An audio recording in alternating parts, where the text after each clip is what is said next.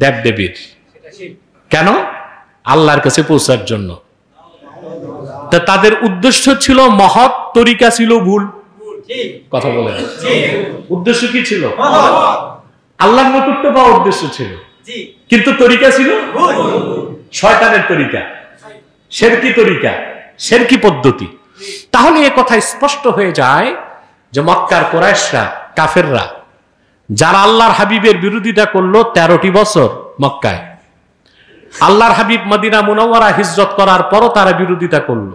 একটি দুইটি যুদ্ধ, উহুদের যুদ্ধ, বদরের যুদ্ধ, খন্দকের যুদ্ধ, কতগুলো যুদ্ধ করলো। এক বদরেই কাফেরদের 70 নেতা মারা গেল। মূল দ্বন্দ্বগুলোর একটি ছিল আল্লাহ এক, এটা বিশ্বাস করত না। দেবদেবীগুলোকে আল্লাহ সমকক্ষ মনে করত। এই জন্য তাদের কোন ইবাদতকে আল্লাহ তাআলা কবুল করেন নাই। কাফের ও মুশরিক হিসেবে চিরকাল তারা জাহান্নামে জ্বলবে। ঠিক কিনা? এখন দেখেন আল্লাহর কথার বাস্তবতা কতটুকু।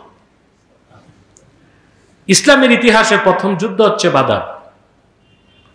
বদরের আগে কোনো পূর্ণাঙ্গ যুদ্ধ হয় নাই। জুয়ুস এবং বুউস হয়েছে, সারিয়া। কথা বুঝতেছেন না? বুঝে জি জি করতেছেন। বদর যুদ্ধে আল্লাহর হাবিব সাল্লাল্লাহু আলাইহি ওয়াসাল্লাম 313 জন সাহাবী নিয়ে উপস্থিত হলেন। মক্কা থেকে আবু জেহেলের নেতৃত্বে 950 থেকে 1000 সৈন্য রওনা দিল। আবু জাহেলকে আবু জাহেল বলি, কিন্তু নেতা হিসেবে সে বিচক্ষণ ছিল। নেতা হিসেবে বিচক্ষণ ছিল, কারণ কুরাইশদের যে পার্লামেন্ট ছিল দারুন নাদওয়া, ওখানে সে স্পিকারের দায়িত্ব পালন করত। খুব বড় মাপের শয়তান ছিল, কুবুদ্ধি, ডিপ্লোমেসি যা আছে সব জানতো আবু জাহেল। বর্তমান কাফের নেতারা তার 10 ভাগের 1 ভাগও, 1000 ভাগের 1 ভাগও জানে না। এত বুদ্ধি শুদ্ধি রাখতো সে। সে বুঝতে পেরেছিল বদরের যুদ্ধ হচ্ছে অস্তিত্বের লড়াই। যে পক্ষ জিতে যাবে তারাই থাকবে, যে পক্ষ জিতে যাবে তাদের মত আর আদর্শই টিকে যাবে, যে পক্ষ হেরে যাবে তাদের মত আদর্শ মিটে যাবে। সেজন্য আবু জাহেল তার লোক লস্কর নিয়ে সোজা চলে গেল বাইতুল্লাহ, কাবায়। যে সে এতদিন যে দেবদেবীগুলো 360টা ছিল, এগুলোর পূজা অর্চনা ইবাদত করতো না, একটার কাছেও যায় নাই। ও জানে এগুলো খোদা না, বেহুদা। সরাসরি সে আল্লাহর কাছে দোয়া করা শুরু করছে। ওসিলা বাদ দিয়া নিয়ে আসা। আগে দোয়া করতো কি দিয়ে? দেবদেবীর ওসিলা করতো।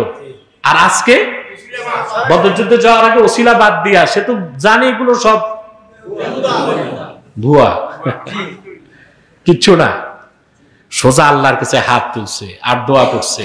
কোরআন কারীমে আল্লাহ তাআলা উল্লেখ করেছেন, সে তার দোয়ার এক পর্যায়ে বলেছে, আল্লাহুম্মা ইন কানা হাযা হুয়াল হক মিন ইনদিক ফাআমতির আলাইনা হিজারাতাম মিনাস সামাই আও ইতিনা বিআযাবিন আলীম।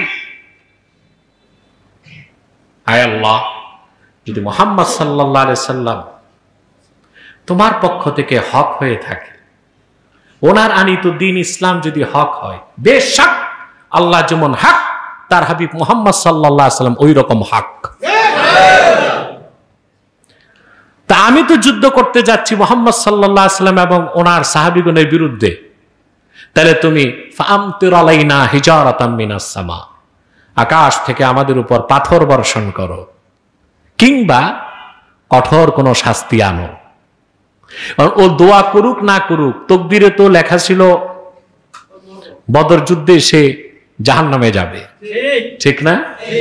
তারপর বদর যুদ্ধের ইতিহাসও জানেন আপনারা। সেই যুদ্ধে কুরাইশরা শোচনীয়ভাবে পরাজিত হলো, 70 কাফের নেতা নিহত হলো, আবু জেহেলও মরলো, জাহান্নামে গেল। আমি বুঝাতে চাইলাম, আবু জেহেল আল্লাহ সর্বশক্তিমান তাও বিশ্বাস করত, ঠিক কিনা? আল্লাহ আছেন তাও বিশ্বাস করত, কিন্তু আল্লাহ এক এটা বিশ্বাস করত না, ঠিক কিনা? আর ওই দেবদেবীগুলোকে আল্লাহ সমকক্ষ মনে করত। কখনো যে লাতের কাছে চাইতো, কখনো মানাতের কাছে, কখনো ওজ্জার কাছে। কারো কাছে বৃষ্টি চাইতো, কারো কাছে শান্তি চাইতো, কারো কাছে যুদ্ধ বিজয়ের দোয়া করত। আল্লাহর কাছে আর চাইতো না, মনে করতে এই ক্ষমতাগুলো ওরাই পেয়ে গেছে। তা আল্লাহর সাথে সমকক্ষ করলো না? ওইগুলোকে আল্লাহ বলেছেন আন্দাদ। ইউহিব্বুনাহুম কাহুব্বিল্লাহ। মুমিনরা আল্লাহকে যেই রকম ভালোবাসে, কাফেররা ওই রকম ওই দেবদেবীগুলোকে, আন্দাদ গুলোকে ভালোবাসে। বদর যুদ্ধে আল্লাহর হাবিব মুহাম্মদ সাল্লাল্লাহু আলাইহি ওয়াসাল্লামের সাহাবীগণ জীবন দিলেন আল্লাহর ভালোবাসায়। কথা বলেন। আর আবু জাহেল সহ 70 কাফের নেতা জীবন দিল মূর্তিগুলোর ভালোবাসায়। আল্লাহর কথার বুঝ পেয়েছেন? কথা বলে না। আন্দাজ শব্দের অর্থ ব্যাপক। শুধু আওসান ও আসনাম, ভাস্কর্য, প্রতিমা, মূর্তি, এগুলোই আন্দাদ না। আপনি কোন নেতাকে, কোন ব্যক্তিকেও যদি আল্লাহ সমকক্ষ মনে করেন, সেটাও আন্দাদের অন্তর্ভুক্ত এবং সেটাও শিরক। সেটাও কি? শিরক। যেমন সূরা আলে ইমরান আল্লাহ তাআলা বলেছেন, قل يا أهل الكتاب تعالوا إلى كلمة سواء بيننا وبينكم ألا نعبد إلا الله ولا نشرك به شيئا ولا يتخذ بعضنا بعضا أربابا من دون الله। প্রিয় হাবিব মুহাম্মদ সাল্লাল্লাহু আলাইহি ওয়াসাল্লাম, আপনি আহলে কিতাবদেরকে বলুন। আহলে কিতাব কারা? ইহুদি খ্রিস্টান। আহলে কিতাবের উত্তরসূরি তারা। এগুলো আর আহলে কিতাব না, এগুলো ইহুদি আর খ্রিস্টান। এটা কিন্তু বুঝতে হবে। বাংলাদেশে শতকরা 98 জন বক্তা জানেই না আহলে কিতাবের সংজ্ঞা কি। এই জন্য অনেক সময় ফতুয়া দেয় ইহুদি খ্রিস্টানদের মেয়ে বিয়ে করা যায় কারণ ওরা আহলে কিতাব।